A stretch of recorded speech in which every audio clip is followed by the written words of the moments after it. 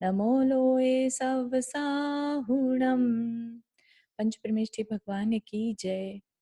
सभी प्रकार के पापों का त्याग करके 45 मिनट का और 9 बार नमोकार मंत्र पढ़ लीजिए। जिसकी जैसी सुविधा हो वो उस तरह का त्याग करे।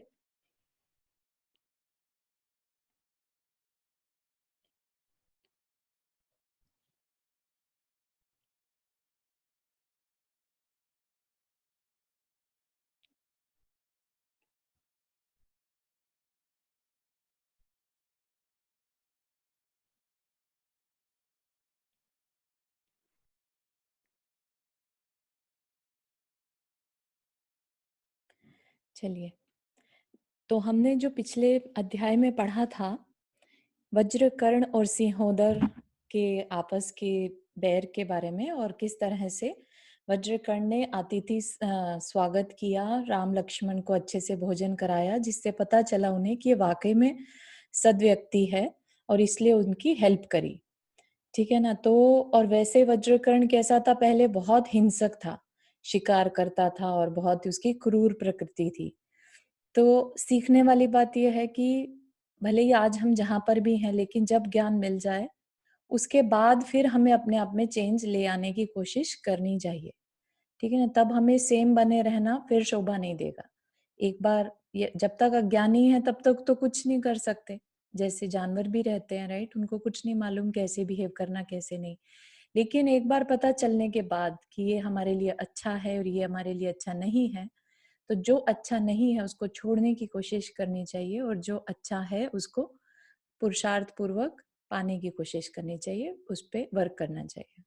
ठीक है। तो ये हमने इस चैप्टर से सीखा था। अब हम आगे का देखते हैं कि और आगे क्या होता है जब राम सीता और लक्ष्मण वनवास में अपना समय बिता रहे हैं।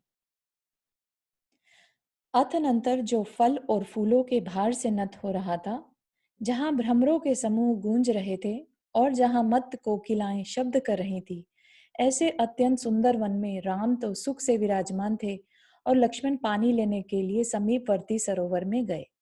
इसी अवसर में जो अत्यंत सुंदर रूप से सहित था, जिसके विभ्रम नेत्रों को चुराने वाले थे, जो एक होने पर भी सर्व लोगों के हृदय में एक साथ निवास करता था, महाविनय संपन्न था, कांति रूपी निर्झर के उत्पन्न होने के लिए पर्वत स्वरूप था, उत्तम हाथी पर सवार था, ऐसा कोई वहां पर आया। लेट्स सी कौन आता है।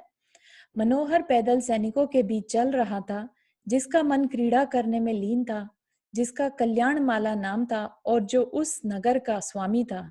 ऐसा एक पुरुष उसी सरोवर में क्रीड़ा करने के लिए आया। सो उस महासरोवर के तट पर विद्यमान नील कमलों के समूह के समान श्याम और सुंदर लक्षणों से युक्त लक्ष्मण को देख वह मनुष्य काम बाण से ताड़ित होकर अत्यंत आकुल हो गया। फलस्वरूप उसने अपने एक आदमी से कहा कि इस पुरुष को ले आओ। वह चतुर मनुष्य जाकर तथा हाथ जोड़कर लक्ष्मण से इस प्रकार बोला कि आइए, यह राजकुमार प्रसन्नता से आपके साथ मिलना चाहता है।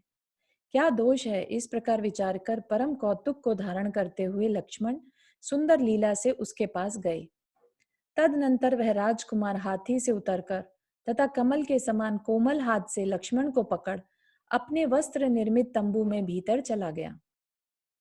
वहां अत्यंत विश्वस्त हो एक ही आसन पर लक्ष्मण के साथ सुख से बैठा। कुछ समय बाद उसने लक्ष्मण से पूछा कि हे सखे, तुम कौन हो और कहां से आए हो। लक्ष्मण ने कहा कि मेरे वियोग से मेरे बड़े भाई दुखी होंगे, इसलिए मैं पहले उनके पास भोजन ले जाता हूँ, पश्चात तुम्हारे लिए सब समाचार कहूंगा। मतलब कि उनको अपने बड़े भाई की चिंता ज्यादा थी, तो बोले मैं यहाँ नहीं रुक सकता, पहले उनको भोजन करा दूं फिर वापिस आके सारी जानकारी देता हूँ। अतनंतर शाली के चावलों का भात, शाली के चावल जो होते हैं सबसे उत्कृष्ट क्वालिटी का चावल माना जाता है, शाली धान। तो उस चावलों का भात, दाल, ताजा घृत, पुए, घेवर, नाना प्रकार के व्यंजन, दूध, दही, अनेक प्रकार के पानक, शक्कर और खांड के लड्डू, पूड़ियां, कचौड़ियां, साधारण पूड़ियां, गुड़ मिश्रित पूड़ियां, वस्त्र अलंकार, मालाएं, लेपन आदि की सामग्री, नाना प्रकार के बर्तन और हाथ धोने का सामान, यह सब सामग्री निकटवर्ती शीघ्रगामी पुरुष भेजकर उसने अपने पास मंगवा ली। तो उसने क्या किया कि जल्दी से ये सब सामग्री लेके आओ तदनंतर उसकी आज्ञा पाकर अंतरंग द्वारपाल वहां गया, जहां सीता सहित राम विराजमान थे। सो उन्हें प्रणाम कर वह इस प्रकार बोला कि हे देव, उस तंबू में आपके भाई विराजमान है, वहीं इस नगर का राजा भी विराजमान है। सो वह आदर के साथ प्रार्थना करता है कि चूंकि इस तंबू की छाया शीतल तथा मन को हरण करने वाली है, इसलिए प्रसन्न होइए और इतना मार्ग स्वेच्छा से चलकर आप यहाँ पधारिए। प्रतिहारी के इतना कहने पर मत्त हाथी की शोभा को धारण करते हुए रामचंद्र सीता के साथ कल पड़े की जगह चल पड़े होना चाहिए, छपा हुआ गलत है। चल पड़े उस समय वे ऐसे जान पड़ते थे मानो चांदी के सहित चंद्रमा ही हो।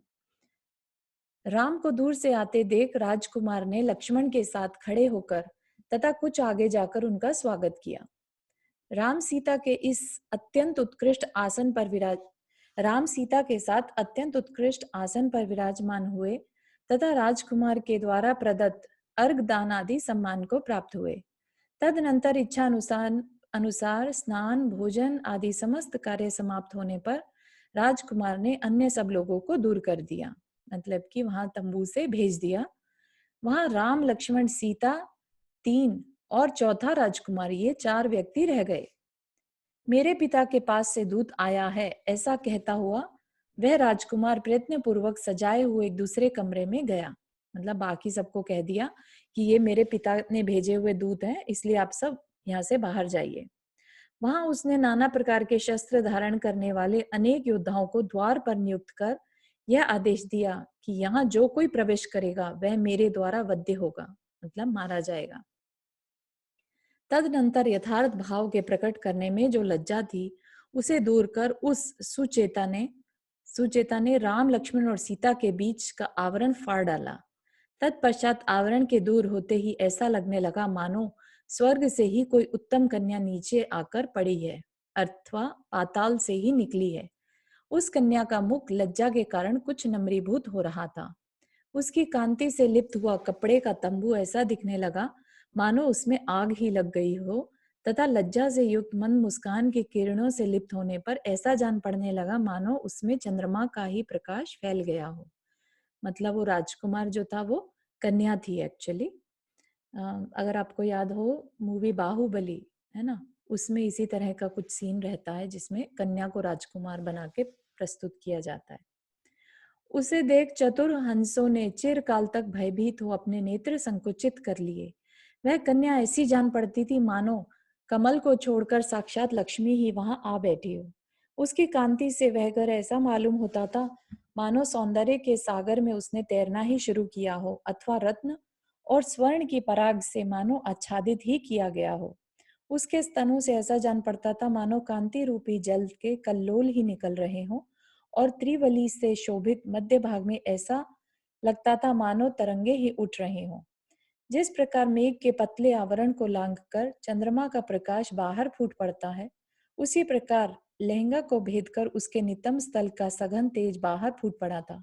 वह घर एक मेघ के समान जान पड़ता था और उसमें बैठी हुई वह कन्या बिजली के समान प्रतिभासित होती थी।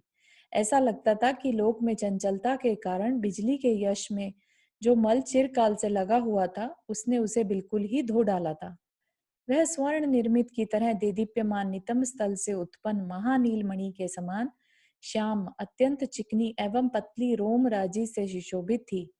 तदनंतर उसने सहसा पुरुष का वेश छोड़ दिया था तथा जिसके नेत्र अत्यंत सुंदर थे ऐसी वह कन्या सीता के पास आ बैठी, जिससे वह उस प्रकार सुशोभित होने लगी जिस प्रकार की लज्जा से रति की श्री सुशोभित होती है।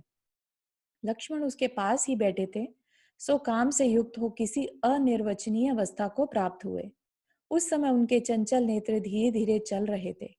तदनंतर निर्बल से युक्त राम ने उससे इस प्रकार कहा कि हे कन्ये, विविध वेश को धारण करने वाली तू कौन है जो इस तरह क्रीड़ा करती है? उसके उत्तर में मधुर भाषण करने वाली कन्या ने वस्त्र से शरीर ढककर कहा कि हे देव, सद्भाव को सूचित करने वाला मेरा वृत्तांत सुनिए। इस नगर का स्वामी बालिखिल्य बालिखिल्य इस नाम से प्रसिद्ध है, जो अतिशय बुद्धिमान मुनियों के समान निरंतर सदाचार का पालन करने वाला और लोगों के साथ स्नेह करने वाला है। उसकी प्रिया का नाम पृथ्वी है। जिस समय पृथ्वी गर्भाधान को प्राप्त हुई, उसी समय राजा बालखिल्य का मलेच राजा के साथ युद्ध हुआ। सो युद्ध में मलेच राजा ने उसे पकड़ लिया। राजा सिंहोदर, जो अभी पहले भी हमने देखा था ना, राजा सिंहोदर वज्रकर्ण के साथ, तो राजा सिंहोदर बालखिल्य के स्वामी हैं। सो उन्होंने कहा कि बालखिल्य की रानी गर्भवती है, यदि उनके गर्भ में पुत्र होगा तो राज्य करेगा। तदनंतर दुर्भाग्य से पुत्र न होकर मैं पापिनी पुत्री उत्पन्न हुई। परंतु वसुबुद्धि मंत्री ने राज्य की आकांक्षा से सिंहोदर के लिए पुत्र उत्पन्न होने की खबर दी। माता ने मेरा कल्याण माला यह अर्थहीन नाम रखा, सो ठीक ही है, क्योंकि लोग प्रायः मंगलमय व्यवहार में ही प्रवृत्त होते हैं। अब तक मंत्री और मेरी माता ही जानती है कि यह कन्या है, दूसरा नहीं। आज पुण्योदय से आप लोगों के दर्शन हुए। बंदी गृह के निवास को प्राप्त हुए हमारे पिता बहुत कष्ट में हैं। सिंहोदर भी उन्हें छुड़ाने के लिए समर्थ नहीं है। तो मलेच्छ राजा ने उन्हें अपना बंदी बना रखा है। इस देश में जो कुछ धन उत्पन्न होता है वह सब दुर्ग की रक्षा करने वाले मलेच्छ राजा के लिए भेज दिया जाता है। योग रूपी अग्नि से अत्यंत संताप को प्राप्त हुई मेरी माता सूख कर कला मात्र से अवशिष्ट चंद्रमा के समान कांतिहीन हो गई है। इतना कहकर दुख के समान भार से जिसका समस्त शरीर पीड़ित हो रहा था, ऐसी वह कल्याण माला शीघ्र ही कांति रहित हो गई तथा गला फाड़कर रोने लगी। तदनंतर राम ने अत्यंत मधुर शब्दों में उसे सांत्वना दी। सीता ने गोद में बैठाकर उसका मुंह धोया और लक्ष्मण ने कहा कि हे सुंदरी, शोक छोड़ो, इसी वेश से राज्य करो, तुम उचित कार्य कर रही हो। हे शुभे, हे कल्याण रूपिणी, धैर्य के साथ कुछ दिन तक प्रतीक्षा करो। मेरे लिए मलेच्छ राज का पकड़ना कौन सी बात है, तुम शीघ्र ही अपने पिता को छूटा देखोगी। इस प्रकार कहने पर उसे इतना संतोष हुआ मानो पिता छूट ही गया हो। उस कन्या के समस्त अंग हर्ष से उल्लसित हो उठे और वह कांति से भर गई। तदनंतर उस मनोहर वन में नाना प्रकार का वार्तालाप करते हुए वे सब 3 दिन तक देवों के समान स्वतंत्र हो सुख से रहे। तत्पश्चात रात्रि के समय जब सब लोग सो गए, तब सीता सहित राम लक्ष्मण छिद्र पाकर, मतलब समय पाकर, वन के उस तंबू से बाहर निकल गए। जागने पर जब कन्या ने उन्हें नहीं देखा, तब उसका मन बहुत ही व्याकुल हुआ। वह हाहाकार करती हुई परम शोक को प्राप्त हुई। वह मनस्विनी मन ही मन यह कह रही थी कि हे महापुरुष, मेरा मन चुराकर तथा मुझे सोती छोड़कर तुम्हें जाना उचित था। तुम बड़े निर्दयी हो। अंत में बड़े दुख से शोक को रोककर तथा उत्तम हाथी पर सवार हो उसने कुबर नगर में प्रवेश किया और वहां पहले के समान दीन हृदय से वह निवास करने लगी। मतलब दुखी होकर सेम जैसे पहले कर रही थी वैसा ही करने लगी। अतनंतर कल्याण माला के रूप और विनय से जिनके चित्त हरे गए थे, ऐसे राम, सीता और लक्ष्मण क्रम क्रम से नर्मदा नदी को प्राप्त हुए। क्रीड़ा करते हुए उस नदी को पार कर तथा अनेक सुंदर देशों को उल्लंघन कर वे विंध्याचल की महाअटवी में पहुंचे। वे बड़ी भारी सेना के संचार से खुदे हुए मार्ग से जा रहे थे, इसलिए मार्ग में चलने वाले ग्वाले तथा हलवाहों ने उन्हें रोका कि इस मार्ग से आगे न जाओ, पर वे रुके नहीं।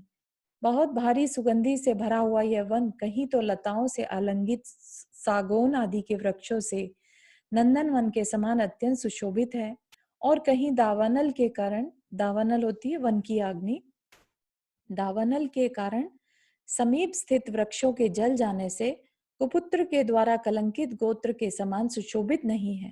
इस प्रकार कहते हुए वे आगे बढ़ रहे थे। तदनंतर कुछ आगे बढ़ने पर सीता ने कहा कि देखो, कनेर वन के बीच में बाईं ओर कटीले वृक्ष की चोटी पर बैठा कौआ बार बार क्रूर शब्द कर रहा है, सो शीघ्र ही कलह होने वाली है, यह कह रहा है। और इधर चीर वृक्ष पर, एक तो है कटीले वृक्ष पर बैठकर बोल रहा है और एक है चीर वृक्ष पर, मतलब सफेद से कोई वृक्ष पर बैठा दूसरा कौआ हम लोगों की विजय होगी यह सूचित कर रहा है। इसलिए आप लोग मुहूर्त मात्र प्रतीक्षा कर लें। मुहूर्त होता है 48 मिनट का। मुहूर्त मात्र प्रतीक्षा कर लें, क्योंकि कलहांतर जय प्राप्त करना भी मेरे मन में बहुत अच्छा नहीं जचता। तदनंतर क्षण भर विलंब कर वे पुनः आगे गए तो कुछ ही अंतर पर वही निमित्त फिर हुआ।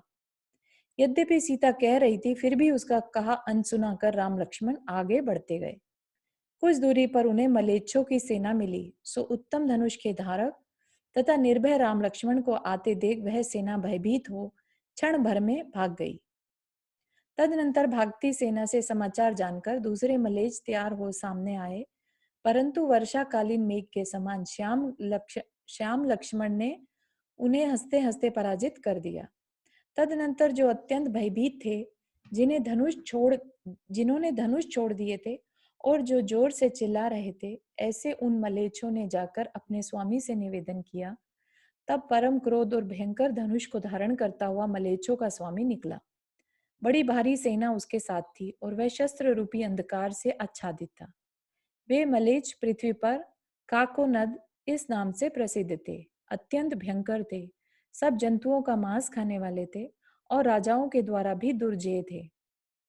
जब लक्ष्मण ने देखा कि आगे की दिशा मेघ समूह के समान श्याम वर्ण मलेच्छों से आच्छादित हो रही है, मतलब कि सामने से इतना घने, जैसे कि अंधकार ही छा गया हो, इतनी ज्यादा बड़ी सेना मलेच्छों की आ रही है, तब उन्होंने कुछ कुपित हो धनुष की डोरी चढ़ा ली और इस प्रकार से उसका आस्फालन किया कि समस्त वन कांप उठा।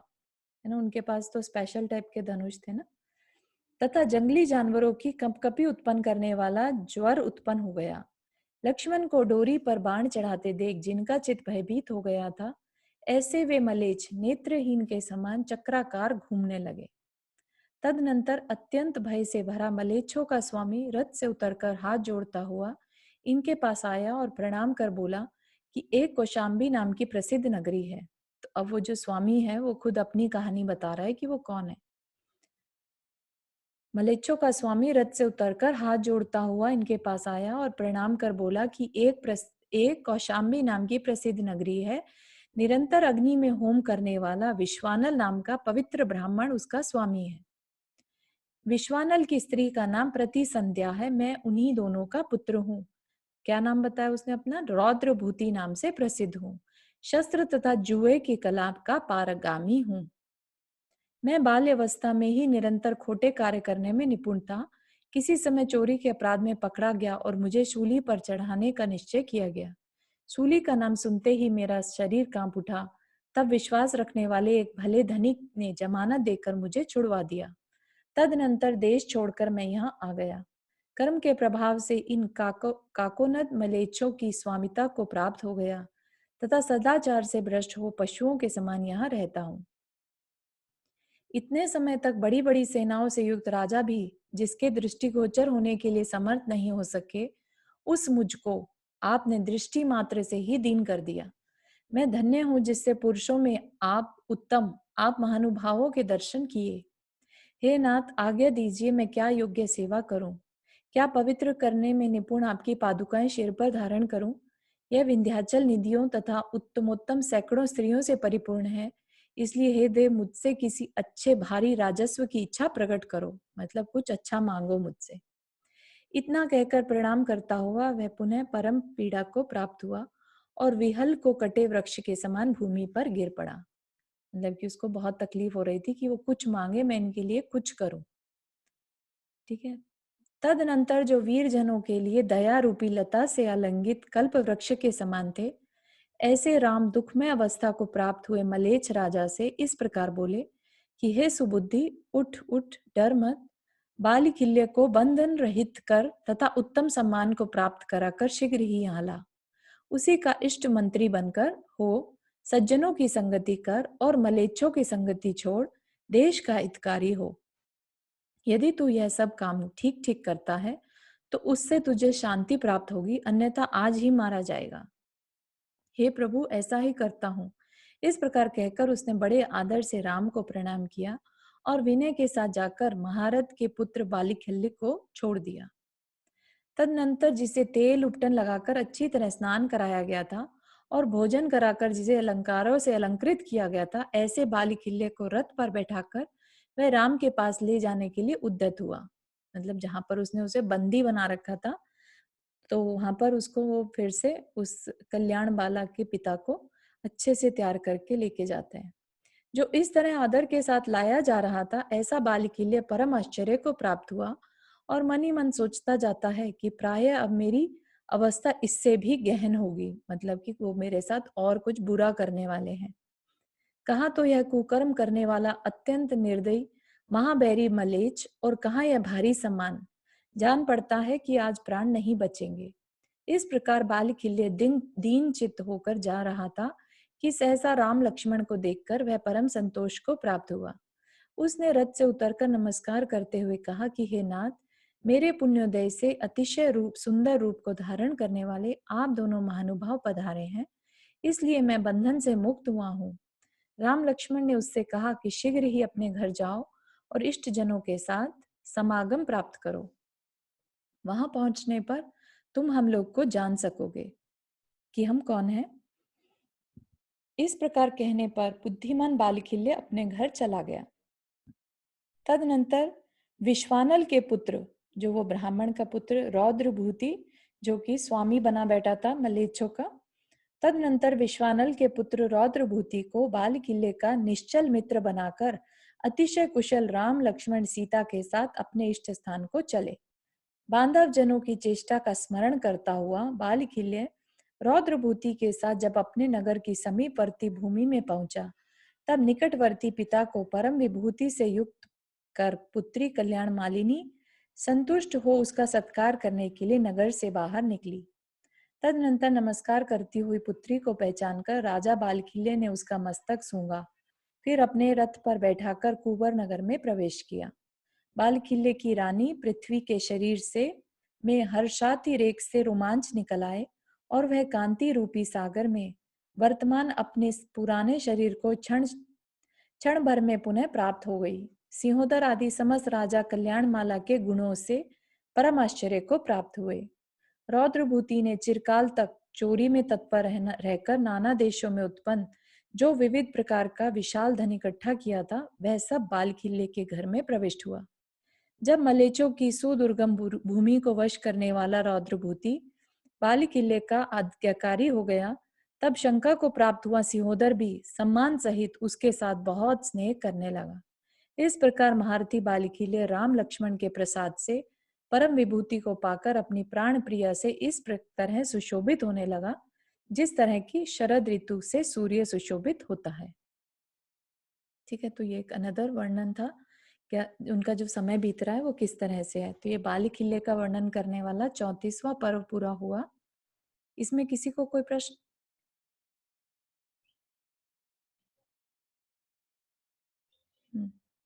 अब हम नेक्स्ट चैप्टर शुरू करते हैं अपना 35th।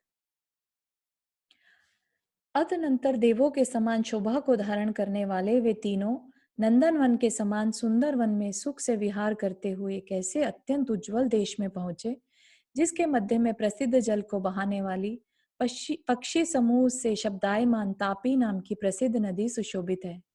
वहां के निर्जल वन में जब सीता अत्यंत थक गई, तब राम से बोली कि नाथ, मेरा कंठ बिल्कुल सूख गया है। जिस प्रकार सैकड़ों जन्म धारण करने से खेद को प्राप्त हुआ भव्य अरिहंत भगवान के दर्शन चाहता है, उसी प्रकार तीव्र पिपासा से आकुलित हुई मैं जल चाहती हूँ। तो भव्य जीव मतलब कि जो पुण्य, जिसके अंदर धर्म की भावना हो, ऐसा जीव जब बहुत जन्म हो जाए, उसको जन्म मरण कर रहा है और उसको फाइनली अरिहंत भगवान का पता चले कि यहाँ पर पॉसिबल है उनके दर्शन करना, तो कैसा उसको लगता होगा, एकदम तीव्र उत्कंठा।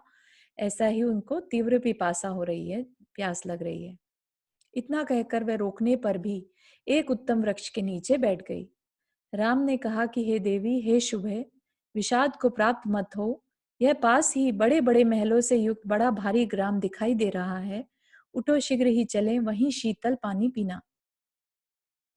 इस प्रकार कहने पर धीरे धीरे चलती हुई सीता के साथ चलकर वे दोनों जहां अनेक धनिक कुटुंब रहते थे, ऐसे अरुण ग्राम में पहुंचे।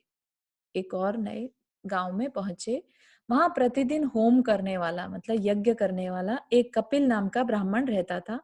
सो वे दोनों यथाक्रम से प्राप्त हुए उसी के घर उतरे। यहाँ यज्ञशाला में क्षण भर विश्राम कर सीता ने उसकी ब्राह्मणी के द्वारा दिया शीतल जल पिया। वे सब वहां ठहर ही रहे थे कि इतने में बेल, पीपल और पलाश की लकड़ियों का भार लिए ब्राह्मण जंगल से वापस आ पहुंचा। निरंतर क्रोध करने वाले उस ब्राह्मण का मन दावानल के समान था, मतलब कि बहुत अग्नि, भयंकर अग्नि, क्रोध की अग्नि उसके अंदर जल गई।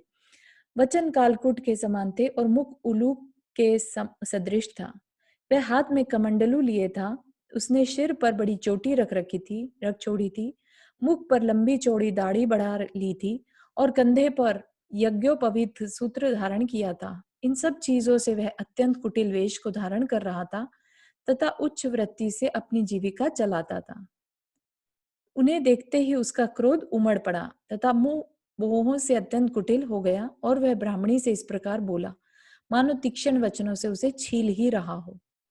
उसने कहा कि हे पापिनी, तूने इन्हें यहाँ प्रवेश क्यों दिया है? अरे दुष्टे, मैं आज तुझे पशु से भी अधिक दुस्सह बंधन में डालता हूँ।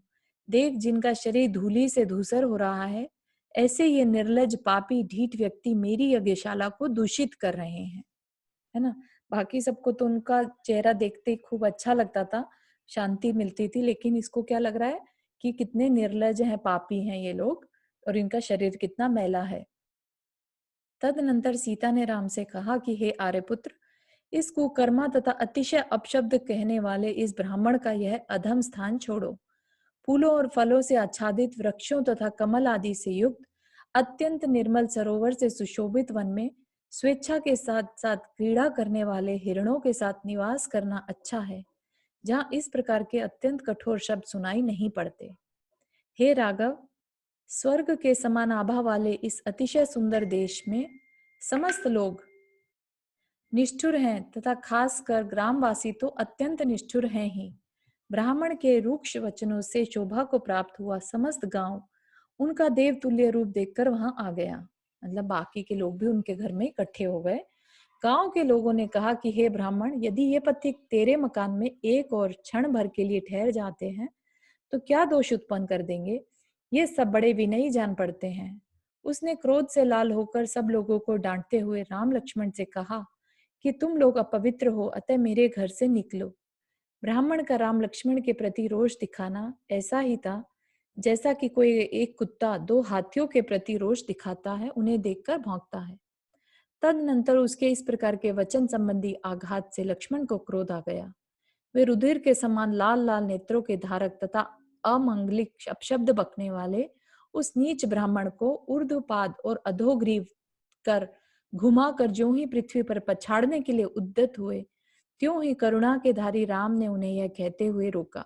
मतलब उठाकर पटकने ही वाले थे कि राम ने रोक दिया कि हे लक्ष्मण, तुम इस बेचारे दीन प्राणी पर यह क्या करने जा रहे हो? यह यह तो जीवित रहते हुए भी मृत है, इसके मारने से क्या लाभ है? जब तक यह निष्प्राण नहीं होता तब तक इस शूद्र को शीघ्र ही छोड़ दो। इसके मरने पर केवल अपयश ही प्राप्त होगा। मुनि, ब्राह्मण, गाय, पशु, स्त्री, बालक और वृद्ध ये सदोष होने पर भी शूरवीरों के द्वारा बद्धे नहीं है, मतलब मारने योग्य नहीं है, ऐसा कहा गया है। इतना कहकर राम ने उसे छुड़ाया और लक्ष्मण को आगे कर वे सीता सहित उस ब्राह्मण की कुटिया से बाहर निकल आए। जो दुर्वचन सुनने का कारण है, मन में विकार उत्पन्न करने वाला है और महापुरुष जिसे दूर से ही छोड़ देते हैं, ऐसे नीच मनुष्यों की संगति को धिक्कार है। मतलब कि खराब सुनने से अच्छा है उनसे दूर रहना, है ना। कोई अ, हो अगर आपकी भी लाइफ में अगर ऐसा हो कि बहुत ही अपशब्द ही हर टाइम बोलता रहे, तो उससे डिस्टेंस बना के, जैसे होता है ना, टॉक्सिक फ्रेंड्स भी होते हैं कई बार, या टॉक्सिक रिलेशनशिप भी होती है जो सिर्फ नेगेटिव फीलिंग ही देने लगती है, तो उनसे दूर रहने की कोशिश करनी चाहिए अपने को। शीत ऋतु के समय दुर्गम वन में वृक्ष के नीचे बैठे रहना अच्छा है। समस्त परिग्रह छोड़कर संसार में भ्रमण करते रहना अच्छा है और आहार छोड़कर सुख पूर्वक मर जाना अच्छा है, परंतु तिरस्कार के साथ दूसरे के घर में एक क्षण भी रहना अच्छा नहीं है। हम नदियों के तटों और पर्वतों की अतिशय मनोहर गुफाओं में रहेंगे, परंतु अब फिर दुर्जनों के घर में प्रवेश नहीं करेंगे। इस तरह दुर्जन संसर्ग की निंदा करते तथा परम अभिमान को धारण करते हुए राम ने गांव से निकलकर वन का मार्ग लिया, है ना। तो अब देखने की बात है कि राम खुद कितने पुरुषोत्तम थे, इतनी पॉजिटिव एनर्जी उनमें थी, लेकिन फिर भी क्या कहा उन्होंने कि हमें दुर्जन की संगति नहीं करनी है ना। तो सीखने वाली चीज यहाँ पर यही है कि कोई अननेसेसरी हमें अपनी एनर्जी को वेस्ट नहीं करना चाहिए, यहाँ पर ये कहना चाह रहे हैं। तदनंतर समस्त आकाश को नीला करता और तीव्र गर्जना के समूह से गुफाओं को प्रतिध्वनित करता हुआ वर्षा काल आया। उस समय ग्रह और नक्षत्रों के पटल पटल को सब ओर से छिपाकर कड़क कड़क कड़कती हुई बिजली के प्रकाश के बहाने आकाश ऐसा जान पड़ता था मानो हंस ही रहा हो। ग्रीष्म काल के भयंकर विस्तार को दूर हटाकर मेघ गरज रहा था और बिजली रूपी अंगुली के द्वारा ऐसा जान पड़ता था मानो प्रवासी मनुष्यों को डांट ही दिखा रहा हो। धाराओं के द्वारा आकाश को अंधकार युक्त करता हुआ श्यामल मेघ मतलब काले बादल सीता का अभिषेक करने के लिए उस तरह तैयार हुआ जिस तरह हाथी लक्ष्मी का अभिषेक करने के लिए तैयार होता है, जैसे सूंड में हाथी पानी भर के अभिषेक करता है वैसा। तदनंतर वे भीगते हुए एक निकटवर्ती ऐसे विशाल वट वृक्ष के नीचे पहुंचे कि जिसका स्कंद घर के समान सुरक्षित था तथा जो अत्यंत ऊंचा था। मतलब कि उसके अंदर ऐसी जगह सी कोटर जिसे बोलते हैं ना, वैसा कोटर बना था जहां पर उन्होंने शरण ले ली, तीनों वहां बैठ गए। अतनंतर उनके तेज से अभिभूत हुआ इबकर्ण नाम का यक्ष विंध्याचल के वन में रहने वाले अपने स्वामी के पास जाकर तथा नमस्कार कर इस प्रकार बोला कि हे नाथ, स्वर्ग से आकर कोई ऐसे तीन महानुभाव मेरे घर में ठहरे हैं जिन्होंने अपने तेज से अभिभूत कर मुझे शीघ्र ही घर के बाहर कर दिया है। तो क्या कह रहे हैं कि मेरे वहां पर मतलब इवन यक्ष जो है, यक्ष जाति क्या होती है, व्यंतर जाति के देव होते हैं वो। और मोस्टली अगर मध्य लोक में रहते हैं तो वो सुनसान जगहों में, वृक्षों पर या सुनसान जो भवन होते हैं वीरान, ऐसों में ऐसी जगहों पर रहते हैं। तो उसने अपने स्वामी को नमस्कार करके बताया कि ऐसे तीन महानुभाव बहुत अच्छे दिखने वाले मेरे पास आए हैं। इबकर्ण के वचन सुनकर मंद हास्य करता हुआ यक्षराज अपनी स्त्रियों के साथ लीला पूर्वक उस वट वृक्ष के पास जाने के लिए चला। यक्षों का वह अधिपति महावैभव से युक्त था, रम्य वनों में क्रीड़ा करता आ रहा था और पूतन नाम से सहित था। उसका नाम क्या था? पूतन। यक्षराज ने अत्यंत सुंदर रूप के धारक राम लक्ष्मण को दूर से ही देख अवधि ज्ञान जोड़कर जान लिया कि ये बलभद्र और नारायण हैं। जो व्यंतर जाति के देव होते, सब में देवों में सब में अवधि ज्ञान रहता है। वो एक अलग बात है कि सबका अवधि ज्ञान लिमिटेड, मतलब अपने अपनी पदवी के अकॉर्डिंगली लिमिट रहती है उसकी। तो उसने जान लिया अवधि ज्ञान से कि बलभद्र और नारायण है और किस लिए यहाँ पर घूम रहे हैं। तदनंतर उनके प्रभाव एवं बहुत भारी वात्सल्य से उसने उनके लिए क्षण भर में एक सुंदर नगरी की रचना कर दी। तत्पश्चात वे वहां सुख से सोए और प्रातः काल अतिशय कोई कुछ कह रहा है? सॉरी। तदनंतर उनके प्रभाव से तो वहां पर उन्होंने, पता भी नहीं चला उन्हें, और जब वो सो रहे थे तो उनके वहां पर एक सुंदर नगरी की रचना कर दी, क्योंकि व्यंतर जाति के देव तो कर सकते हैं ना ये सब। देव तो में शक्ति रहती है कि वो कुछ भी मायावी क्रिएट कर सकते हैं। तत्पश्चात वे वहां सुख से सोए और प्रातःकाल अतिशय मनोहर संगीत के शब्द से प्रबोध को प्राप्त हुए।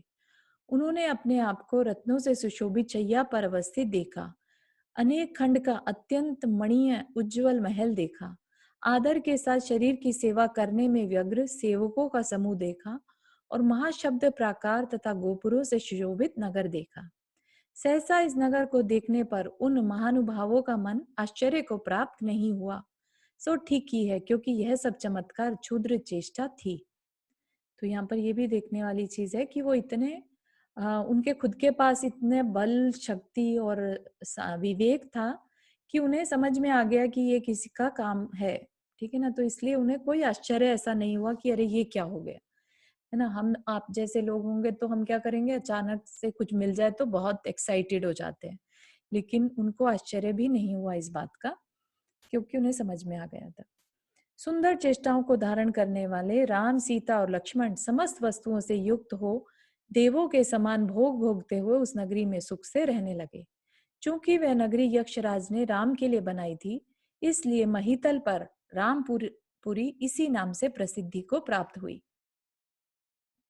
द्वारपाल, भट्ट, शूरवीर, मंत्री, घोड़े, हाथी तथा नाना प्रकार के नगरवासी जिस प्रकार अयोध्या में थे, उसी प्रकार इस रामपुरी में भी थे। तदनंतर राजा श्रेणिक ने गौतम स्वामी से पूछा कि हे नाथ, राम लक्ष्मण के साथ उस प्रकार व्यवहार करने वाले उस कपिल ब्राह्मण का क्या हाल हुआ, सो कहिए। तब गौतम स्वामी बोले कि हे श्रेणिक, सुन, वह ब्राह्मण प्रातःकाल उठकर तथा हंसिया हाथ में लेकर वन की ओर चला। ठीक है, तो वो लकड़ियां काट के ले जाया करता था। तो फिर नेक्स्ट डे जब वो लोग चले गए वहां से, तो फिर वो हाथ में कुल्हाड़ी लेकर चला वन की ओर। वह ईंधन आदि की प्राप्ति के लिए इधर उधर घूम रहा था कि अकस्मात ही दृष्टि ऊपर उठाने पर उसने एक विशाल नगरी देखी। देखकर उसका मुख आश्चर्य से चकित हो गया। वह नगरी सफेद तथा अन्य रंगों की अनेक पताकाओं और शरद ऋतु के मेघों के समान अतिशय देदीप्यमान भवनों से सुशोभित थी। है ना, ऐसा लग रहा है ना जैसे हम कोई फैंटेसी से भरी हुई कोई ऐसी मूवी देख रहे हैं। इस टाइप का क्रिएट होता है बिल्कुल विजुअलाइज करने पर। नगरी के मध्य में सफेद कमल रूपी छत्र से सहित एक बड़ा भवन था, जो ऐसा जान पड़ता था मानो कैलाश का बच्चा ही हो। यह सब देख वह ब्राह्मण विचार करने लगा कि क्या यह स्वर्ग है अथवा मृगों से सेवित वही अटवी है जिसमें मैं ईंधन तथा कुशा आदि के लिए निरंतर दुख पूर्वक भटकता रहता था। यह नगरी ऊंचे ऊंचे शिखरों की माला से सुशोभायमान तथा रत्नमयी पर्वतों के समान दिखने वाले भवनों से अकस्मात ही सुशोभित हो रही है। यहाँ कमल आदि से आच्छादित जो ये मनोहर सरोवर दिखाई दे रहे हैं, वे मैंने पहले कभी नहीं देखे। यहाँ मनुष्यों के द्वारा सेवित सुरम्य उद्यान और बड़ी बड़ी ध्वजाओं से युक्त मंदिर दिखाई पड़ते हैं। इस नगर की निकटवर्ती भूमि हाथियों, घोड़ों, गायों और भैंसों से संकीर्ण तथा घंटा आदि के शब्दों से पूर्ण है। क्या यह नगरी यहाँ स्वर्ग से अवतीर्ण हुई है अथवा किसी पुण्यात्मा के प्रभाव से पाताल से निकली है? क्या मैं ऐसा स्वप्न देख रहा हूँ अथवा यह किसी की माया है या गंधर्व का नगर है, अथवा मैं स्वयं पित्त से व्याकुलित हो गया हूँ। मतलब मुझे कुछ तकलीफ अंदर में, जैसे होता है ना कि ब्रेन में कुछ प्रॉब्लम आ जाए तो कुछ कुछ सीन दिखाई देने लगते हैं, ऐसा उसको लग रहा है। अथवा क्या मेरा निकट काल में मरण होने वाला है, सो उसका चिन्ह प्रकट हुआ है। इस प्रकार विचार करता हुआ वह ब्राह्मण अत्यधिक विवाद को प्राप्त हुआ। उसी समय उसे नाना अलंकार धारण करने वाली एक स्त्री दिखी, जो उसके पास जाकर उसने पूछा कि हे भद्रे, यह किसकी नगरी है? उसने कहा, यह राम की नगरी है। क्या तुमने कभी सुना नहीं उस राम की उन राम की जिनके लक्ष्मण जिनके भाई हैं और सीता जिनकी प्राण प्रिया है? हे ब्राह्मण, नगरी के बीच में जो यह शरद ऋतु के मेघ के समान कांति वाला बड़ा भवन देख रहे हो, इसी में वे पुरुषोत्तम रहते हैं, जिनका दर्शन अत्यंत दुर्लभ है। ऐसे इन पुरुषोत्तम ने मन वांछित द्रव्य देकर सभी दरिद्र मनुष्यों को राजा के समान बना दिया है। ब्राह्मण ने कहा कि हे सुंदरी, मैं किस उपाय से राम के दर्शन कर सकता हूँ? मैं तुमसे सद्भाव से पूछ रहा हूँ, अतः बतलाने के योग्य हो। इतना कहकर उस ब्राह्मण ने ईंधन का भार पृथ्वी पर रख दिया और स्वयं हाथ जोड़कर उस स्त्री के चरणों में गिर पड़ा। सो ठीक ही है, क्योंकि वह स्त्री किसका मन नहीं हरती थी। तो वो कौन थी? यक्षी थी बेसिकली। तदनंतर दया से आकृष्ट हुई उस सुमाया नाम की यक्षी ने ब्राह्मण से कहा कि तूने यह बड़ा साहस किया है, तू इस नगरी की समीपवर्ती भूमि में कैसे आ गया? यदि भयंकर पहरेदार तुझे देख लेते तो अवश्य ही नष्ट हो जाता। इस नगरी के 3 द्वारों में से तो देवों को भी प्रवेश करना कठिन है, क्योंकि वे सदा सिंह, हाथी और शार्दूल के समान मुख वाले तेजस्वी वीर तथा कठोर नियंत्रण रखने वाले रक्षकों से अशून्य रहते हैं। मतलब ऐसे रक्षक हमेशा वहां रहते हैं। इन रक्षकों के द्वारा डरवाए हुए मनुष्य निसंदेह मरण को प्राप्त हो जाते हैं।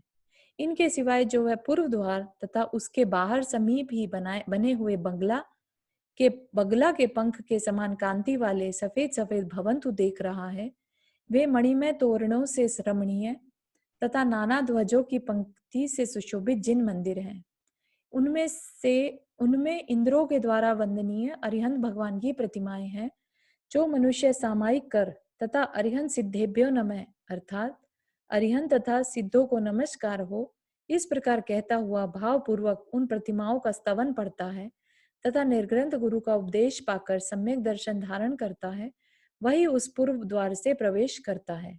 इसके विपरीत जो मनुष्य प्रतिमाओं को नमस्कार नहीं करता है, वह मारा जाता है। जो मनुष्य गुण अणुव्रत का धारी तथा गुण और शील से अलंकृत होता है, राम उसे बड़ी प्रसन्नता से इच्छित वस्तु देकर संतुष्ट करते हैं। तो यहाँ पर क्या कह रहे हैं कि जो सामायिक कर सकता है ना, एक बार पहले भी हमने जिक्र किया था, सामायिक क्या चीज है? सामायिक is a sort of meditation. ठीक है, उसमें हम अपने आप को समता में धारण करते हैं, शांत करते हैं। और फिर क्या करना है? साथ में अरिहंत और सिद्धों को नमस्कार करना है, भावपूर्वक प्रतिमाओं का स्तवन पढ़ना है और निर्ग्रंथ गुरु का उपदेश पाकर सम्यक दर्शन धारण करना है। जिसको सम्यक दर्शन नहीं है तो वो नहीं एंट्री कर सकता। तो निर्ग्रंथ गुरु इसका मतलब होने चाहिए कहीं पर, तो देखेंगे आगे कि कहाँ मिलेंगे उसे। तो और इसके विपरीत जो नहीं करता उसको मरण को प्राप्त होगा। और जो मनुष्य अणुव्रत का धारी, अणुव्रत बताए थे कि जो साधु ग्रहण करते हैं वो महाव्रत, और जो श्रावक ग्रहण करते हैं वो अणुव्रत। अणुव्रत होते हैं मतलब लेश अंश मात्र जो व्रत होते हैं वो अणुव्रत कहलाते हैं। और जिनमें ये व्रत लिए होंगे वो गुण और शील से अलंकृत अपने आप में ही होगा। तो ऐसों को राम जो है बड़ी प्रसन्नता से इच्छित वस्तु देकर संतुष्ट करते हैं। तदनंतर उसके अमृत तुल्य वचन सुनकर तथा धन प्राप्ति का उपाय प्राप्त कर, मतलब उसको एकदम से हो गया कि अरे राम इच्छित वस्तु देते हैं, तो उसको लालच आ गया अंदर में। उपाय प्राप्त कर यह ब्राह्मण परम हर्ष को प्राप्त हुआ। उसका समस्त शरीर रोमांचों से सुशोभित हो गया तथा उसका हृदय अत्यंत अद्भुत भावों से युक्त हो गया। वह उस स्त्री को नमस्कार कर तथा बार बार उसकी स्तुति कर चारित्र पालन करने में शूरवीर मनराज के पास गया और अंजलि बांधकर, मतलब हाथ बांधकर शिर से प्रणाम कर उसने उनसे अणुव्रत धारण करने वालों की क्रिया पूछी। तदनंतर उस चतुर बुद्धिमान ब्राह्मण ने मुनिराज के द्वारा उपदेष्ट गृहस्थ धर्म अंगीकार किया तथा अनुयोगों का स्वरूप सुना। 4 अनुयोग होते हैं ना, जैसे कि मतलब शॉर्ट में कह दें जिसमें कि शास्त्रों का सार है। अनुयोगों का स्वरूप सुना, द्रव्य अनुयोग, चरणानुयोग, करणानुयोग, और कौन सा चौथा कौन सा रह गया? द्रव्य अनुयोग, प्रथमानुयोग, जी जी प्रथमानुयोग। जी, है ना। तो इन चारों का थोड़ा थोड़ा जैसा भी उन्होंने उपदेश उसको दिया होगा तो वो सुना। पहले तो वह ब्राह्मण धन के लोभ से अभिभूत होकर धर्म श्रवण करना चाहता था, पर अब वास्तविक धर्म ग्रहण करने के भाव को प्राप्त हो गया। तो जब उसने सुना अनुयोगों के बारे में, ऐसे ही जैसे हम लोग प्रथमानुयोग पढ़ रहे हैं ना, ये जो हम कर रहे हैं इस टाइम, तो ये क्या है? पद्म पुराण क्या है? बेसिकली प्रथमानुयोग है। यह भी अपने आप की पहचान कराने वाला एक स्टाइल है, अनुयोग है, कि इसके तरीके से। फिर यही चीज थोड़ी और डिटेल में या टेक्निकल में चाहिए तो हम चाहेंगे कि हम करणानुयोग पढ़ें। चरणानुयोग हो गया जिसमें हम किसी चीज को फॉलो करके सीखते हैं कि हम, हाँ, उनके जैसा उन्होंने बता दिया हम फॉलो करेंगे, वो चरणानुयोग हो गया। कर्णानुयोग आपको अभी बताया कि जानकारी, कर्म सिद्धांत, ये सब कर्णानुयोग। और द्रव्यानुयोग जिसमें आत्मा की जानकारी है और जिसमें आत्मा के संबंधित पूरी जानकारी रहती है, वो द्रव्यानुयोग। तो इतना सब जानने के बाद अब उसको क्या हो गया? वास्तविक उसको धर्म को ग्रहण करने के भाव उत्पन्न हो गए। मुनिराज से धर्म का स्वरूप जानकर उसका हृदय अत्यंत शुद्ध हो गया था। ऐसा वह ब्राह्मण बोला कि हे नाथ, आज आपके उपदेश से तो मेरे नेत्र खुल गए हैं। जिस प्रकार प्यास से पीड़ित मनुष्य को उत्तम जल मिल जाए, आश्रय की इच्छा करने वाले पुरुष को छाया मिल जाए, भूख से पीड़ित मनुष्य को मिष्ठान मिल जाए, रोगी के लिए उत्तम औषधि मिल जाए, कुमार्ग में भटके हुए को इच्छित स्थान पर भेजने वाला मार्ग मिल जाए, और बड़ी व्याकुलता से समुद्र में डूबने वालों को जहाज मिल जाए, उसी प्रकार आपके प्रसाद से सर्व दुखों को नष्ट करने वाला यह जैन शासन मुझे प्राप्त हुआ है। यह जैन शासन नीच मनुष्यों के लिए सर्वथा दुर्लभ है। चूंकि आपने यह ऐसा जिन प्रदर्शित मार्ग मुझे दिखलाया है, इसलिए 3 लोक में भी आपके समान मेरा हितकारी नहीं है। इस प्रकार कहकर तथा अंजलि बद्ध शिर से मुनिराज के चरणों में नमस्कार कर प्रदक्षिणा देता हुआ वह ब्राह्मण अपने घर चला गया। ठीक है, आज के लिए इतना ही रखेंगे। इसमें किसी को कोई प्रश्न कहीं पर?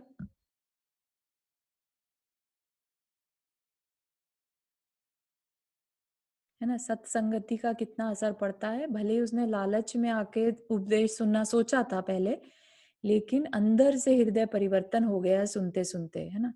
ऐसा बहुत लोगों के साथ होता है। तो इसलिए अपने को यही पुरुषार्थ है ना, कि नहीं चाहते हुए भी कोशिश करके लगाए रखना अपने को वहाँ पर। ठीक है, जिनवानी स्तुति नहीं है कोई क्वेश्चन किसी को? फील फ्री टू आस्क, मतलब ऐसा कुछ नहीं है, आप ही के क्वेश्चन से बाकियों का भी हो सकता है क्लैरिटी हो जाए, तो feel free to ask question.